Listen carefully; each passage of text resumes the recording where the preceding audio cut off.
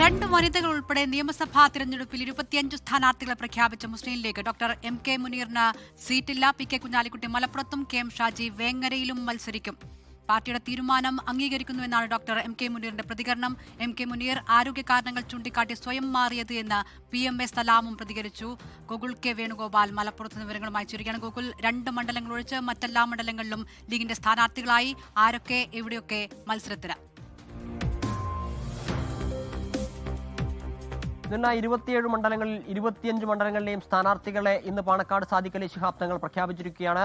അതിൽ പ്രധാനപ്പെട്ട ചില സവിശേഷതകൾ ഉണ്ട് എന്നതും എടുത്തു പറയേണ്ടിയിരിക്കുന്നു. 2 വനിതകൾ ആദ്യമായി മുസ്ലിം ലീഗിന്റെ സ്ഥാനാർത്ഥി പട്ടികയിൽ ഇടം നേടിയിരിക്കുന്നു. അതോടൊപ്പം തന്നെ MSFന് മുസ്ലിം ലീഗ് ആദ്യമായി ഒരു സ്ഥാനാർത്ഥി പട്ടികയിൽ ഇടം നൽകിയിരിക്കുന്നു എന്നതും ഈ വർഷത്തെ തെരഞ്ഞെടുപ്പ് പട്ടികയിലെ ഒരു പ്രധാനപ്പെട്ട സവിശേഷതയാണ്. കൂടുതൽ യുവാക്കൾക്ക് പ്രാതിനിധ്യം നൽകിക്കൊണ്ടുള്ള ഒരു പട്ടികയാണ് പാണക്കാട് തങ്ങൾ പ്രഖ്യാപിച്ചിട്ടുള്ളത്.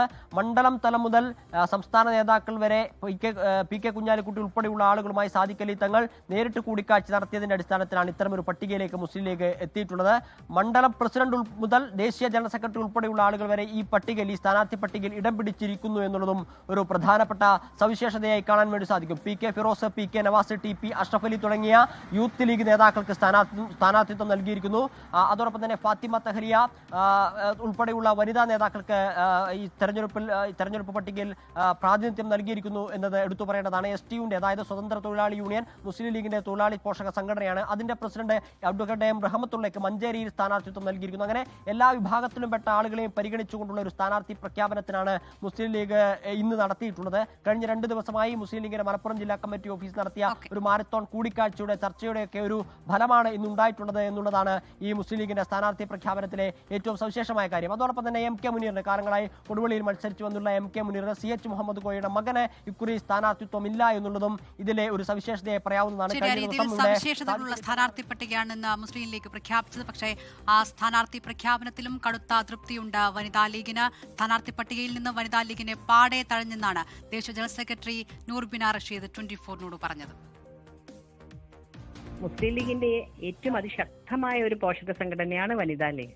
മുസ്ലിം ലീഗിന്റെ മെമ്പർഷിപ്പിൽ പകുതിയിലധികം വനിതാ ലീഗാണ് നൽകിയിട്ടുള്ളത്. മെമ്പർഷിപ്പിന്റെ എണ്ണമാണെങ്കിലും മെമ്പർഷിപ്പ് തുകയാണെങ്കിലും. പിന്നെ പാർട്ടിയുടെ എല്ലാ പരിപാടികളും 35 വർഷത്തിലധികമായി വിജയിപ്പിച്ചു കൊടുക്കുന്നതും വനിതാ ലീഗാണ്. പക്ഷേ സ്ഥാനാർത്ഥി നിർണയം വന്നപ്പോൾ വനിതാ ലീഗിനെ പാടെ ഇല്ലാണ്ടാക്കി കളഞ്ഞു.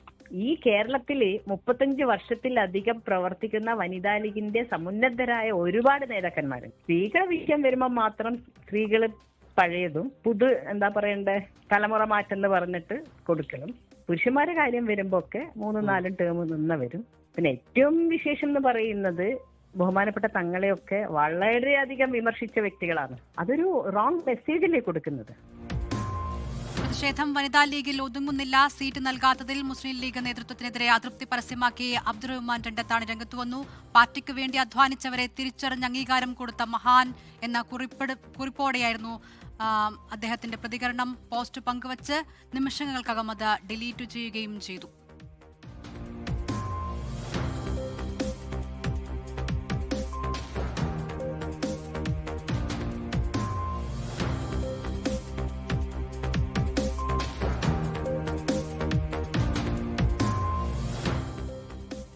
ലോകത്തെവിടെയായാലും ഏത് സമയത്തും 24 വാർത്തകളും ഓഗ്മെന്റഡ് റിയാലിറ്റി പാക്കേജുകളും എക്സ്പ്ലെയിനറുകളും വിശദമായി കാണാൻ ഞങ്ങളുടെ YouTube ചാനൽ നിങ്ങൾക്ക് സബ്സ്ക്രൈബ് ചെയ്യാം.